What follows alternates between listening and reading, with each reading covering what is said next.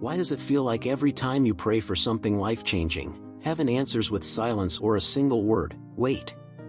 The truth is, God's delays are never denials, and when you understand the hidden reasons behind His pauses, you'll see that the waiting room of your life is not a prison but a preparation ground.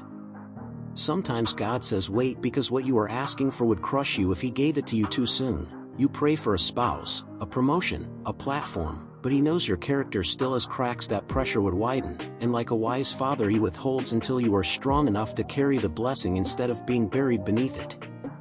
Other times, He makes you wait because the enemy has set traps around your desire, and if He released it now, you would walk straight into sabotage. But by delaying, He is secretly reordering the battlefield so that when the answer arrives it comes without strings attached, like Joseph in Genesis 50 verse 20 who realized what men meant for evil God used for good.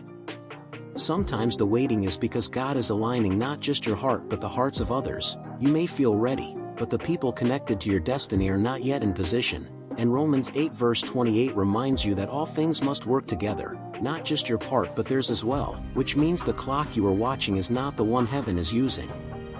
There are also moments when God says wait because He is testing what you love more, the gift or the giver. Abraham climbed Mount Moriah prepared to sacrifice Isaac, and it was only at the altar of surrender that God revealed the ram in the thicket, proving that waiting often exposes idols you didn't know you had, and until you can lay them down, the blessing cannot rise up.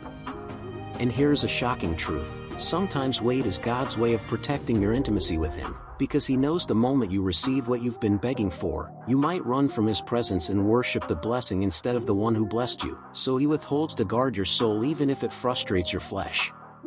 Do not confuse silence with absence, and do not mistake waiting for rejection, for Isaiah 40 verse 31 promises that those who wait upon the Lord will renew their strength, not lose it, and what feels like a delay is actually a divine exchange where your weakness is traded for His power. The hidden warning is this: if you run ahead of God to manufacture your own yes, you will give birth to Ishmael instead of Isaac, and the consequences of impatience can haunt generations. But if you trust the timing of heaven, the promise will come without sorrow added to it. Proverbs 10 verse 22.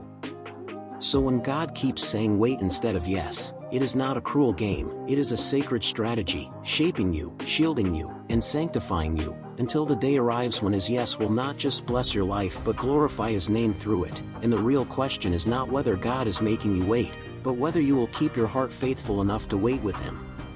If this message stirred your spirit, share your thoughts in the comments, declare your agreement with a like, subscribe to walk this narrow road with us, and turn on the bell so you never miss a word that heaven is speaking in this hour.